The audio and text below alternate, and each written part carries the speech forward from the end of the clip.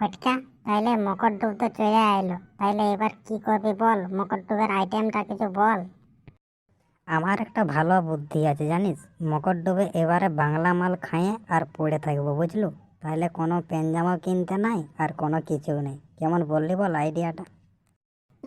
হ্যাঁ, কথাটা ঠিকই বলেছো, বাংলা মাল খেয়ে পড়ে থাকলে আর কোনো খরচাই নাই। তাইলে ক টাকা করে চাঁদা করবি বল।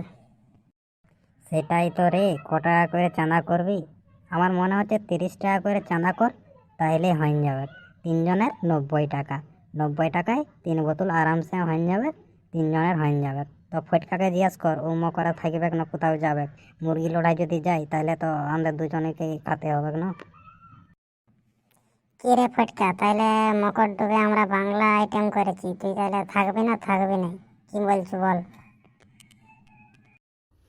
আমি মাল খাওয়া ছেড়ে দিয়েছি। আমার মালে বলেছে আমাকে মাল খেতে বারণ করেছে, ওর জন্য আমি মাল আর খাবো না। তোরা যদি খাবি তো খাবি, আমি মাল খাবো না। তোদের সাথে আমি থাকবো, তোরা যদি পড়ে যাস তাহলে আমি তোরাকে তুলে নিয়ে আসবো, কিন্তু আমি মাল খাবো না।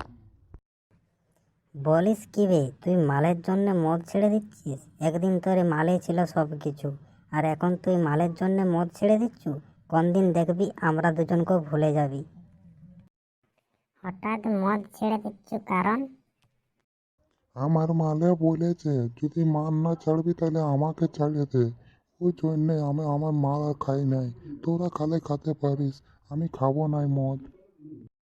এই তো খাবে না এলে আমরা দুজনে 2 বোতল নিয়ে আসবো, আর সেই নামকলির ভাটিয়া পড়ে থাকবো। ঠিক আছে, তুই খাবি তো? হ্যাঁ রে, ওইটা আরো বলতে আছে, আমি না খেলে তোর সাথে কে খাবে? দুজন মাল খাবো আর ওই নামও ফাটিয়ে পড়ে থাকবো।